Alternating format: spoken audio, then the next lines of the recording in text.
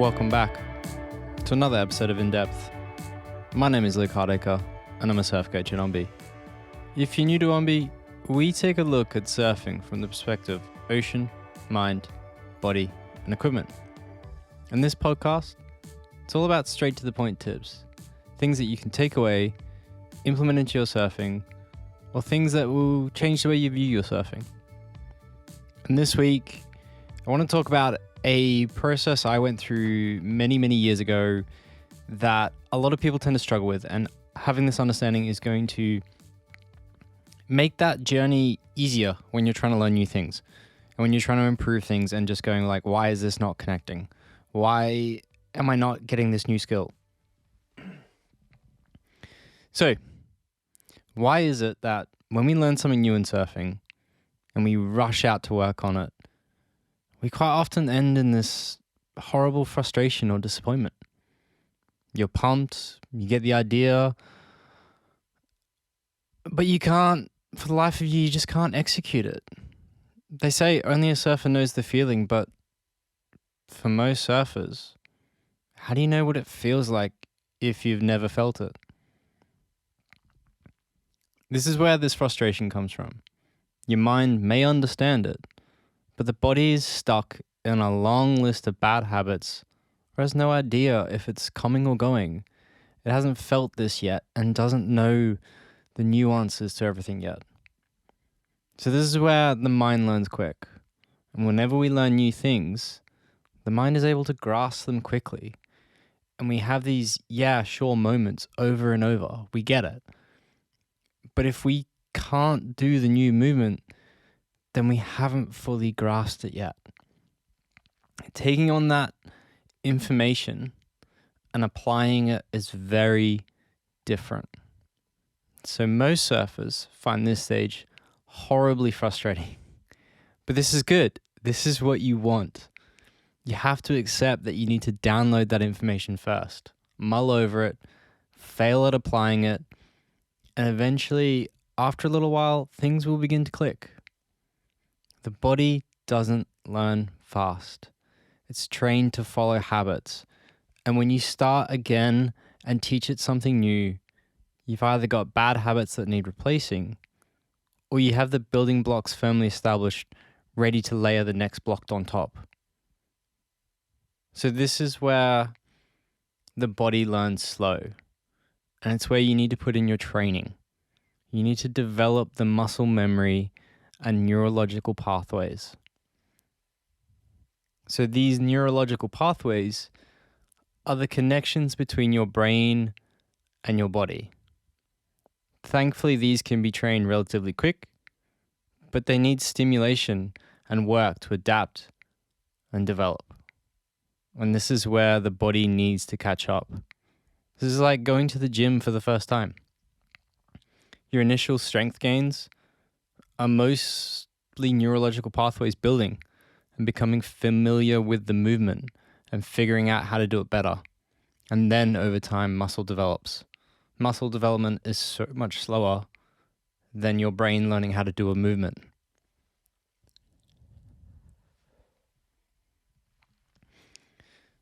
So there's a trick to this. And you want to stay humble and accept the journey. So when you're trying to learn this new thing, again, stay humble. Accept you're going to need some time at the start to really figure this out with your body. You have to fumble at how this all connects or how to apply the theory. This can take weeks or months. It's up to you, the pace you go at, how much you put in. And this all depends on your learning curve, your experience, how you take these things on. If you know you need to slowly download this knowledge and apply it, it will make this journey so much easier. You're already starting with an expectation of, I'm not going to get this straight away. And this needs to connect, and I need to fumble my way through it. You'll find more forgiveness towards your failed attempts. And you're going to ease that pressure you create on yourself. And this is vital.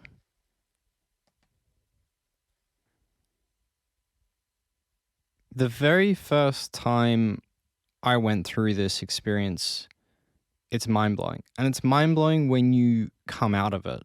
when you're in it and you've never experienced it before, it's horribly frustrating. But when you've done it once and you've understood that process and you look back and you're like, whoa, okay, yep, I get this. This is what I need to do again and again, and I just need to go through these steps. So speaking from my experience, I had clay work on my backside. Now, growing up, surfing the Gold Coast, as a natural footer, you don't really go left. So suffice to say, my backside was terrible. For a month, I beat myself up over it. I knew the problems, I knew the fix, but applying it into the surf was a completely different story. Applying the theory into practice just wasn't connecting. I spent weeks struggling, seeing little improvement, thinking, what is going wrong? So enter a week-long lull of swell. No surf. I took the opportunity to forget surfing and just work on strictly my surf skating in a bowl, only on my backside. I did 100% the same thing over and over, playing with it to figure out all the nuances and train the muscle memory and the neurological pathways. Skating went great, but my motivation and expectations of myself were still pretty low. A few days later, a swell came. For whatever reason, the angle of this off the Rockwall River mouth in northern New South Wales was a perfectly uncrowded left. I took this as a sign and said, stuff it. If this is an excuse to go left, then what is? One surf in, low expectations, and my mind was blown. Never had I surfed anywhere at that level on my backside. The feeling was completely different and it all just clicked. It was kind of this moment of, oh, so if my front arm lifts up, it will control my lift and open the space for my body to twist and turn back down. This started connecting so many deep levels that doing it through over and over and over, knowing that my body has to do that movement, when you go to apply it to the surf, it's a whole other experience that you have to reconnect that. And if you have that previous experience, you just go, do this, and this is why. It makes it so much easier. And only through struggling and playing with it in the skate park was I able to get that change that quick. Clay was then bombarded with texts along the lines of major light bulb moments, and it's all just clicked. And moving past this experience, I learned to be so much more relaxed on myself and take that hard look at how can I help my body catch up to what my brain now knows. Eventually, though, you want the body to take over. You want to eject your brain. Your brain constantly wants to hit you with the stupid stick. So you want to take that out. And we're linking this back to the 4 stages of competency. And this is understanding the learning process of surfing and learning new experiences. This is a previous podcast episode. Forgive me, I'm drawing blank on what number this is. Scroll down, you'll find it. Eventually, you want the mind to get out of the way. You want to be unconsciously competent where you don't have to think about everything and the body just acts. This is the goal, but you have to understand that the rate of learning is so different for your mind and body. Eventually, your body will learn to just act without thinking, and also it's going to almost become automatic and just respond to the stimulus. So at this stage, the body will be able to react quicker than you can think of what to do and tell it to do that. And this is where you're going through those 4 stages to give you a rehash of them. You've got unconsciously incompetent, where you aren't aware that you cannot do the movement at all, or whatever it is. You have no skill in that. And then you become consciously incompetent, which is where you are aware that you can't do it well, or you can't do it at all. And you need to traverse this. And this is where the body learns slow. You're now learning about the movement and you're transitioning from this stage of consciously incompetent to consciously competent, where you have to think about doing the movement to get the outcome.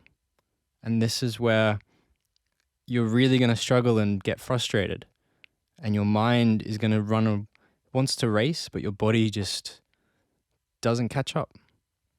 So you need to do the training and understand this whole process so that eventually, as consciously competent becomes more easier, you can start slipping into unconsciously competent where you don't have to think about it. You just do.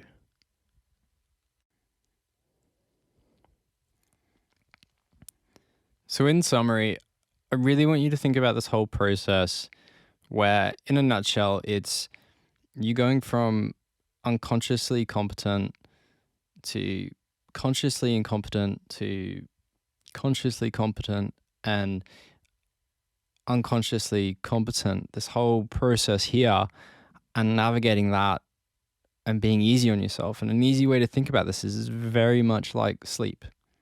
You need to download the day's events and cement them in your learning. They need to sift through your brain for a little while for it to really start making sense.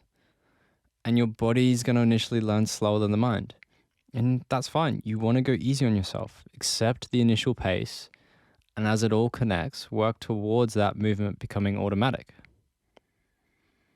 So, does this fill in the gaps of why sometimes surfing can feel so hard? Or when you're trying to learn something, why can't I just get this? And does it change how you view your training or surfing? I'd love to know. You can reach out anytime. You can either message me in the app, you can send an email, info@ombi.co, or you can reach out to us on our socials. And next week, I'm going to dive into how to do your training properly and get the most out of it. How it only takes a few minutes, but it's going to give you faster progress. It's all about building your own solo feedback loop and doing the training quicker. This is a really important one if you're doing any land-based training or anything at home to try and get results to improve your surfing. It's something I was kind of shocked when I spent a bit of time with a couple people and how they were training. I thought, like, this is just madness. Like, right, we need to give you some purpose. Here's your training regime. This is kind of what that is. And this week's episode has been kind of quick, but this is so important, this whole concept we've just gone through. So these kind of link together and how you can get the most out of all of this.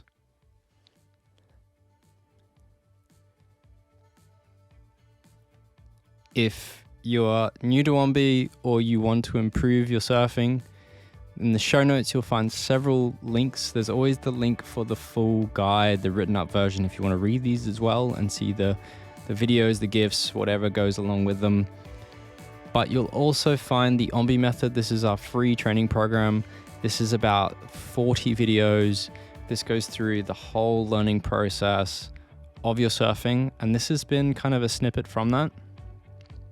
You'll also then find a 14-day free trial if you'd like to subscribe to Ombi and go through all of our training programs. There's a structured pathway program for a beginner, an intermediate, and then we have our monthly challenges, which are breaking down one maneuver every month and a structured training program giving you all the drills, training, theory, everything you need from beginner to advanced.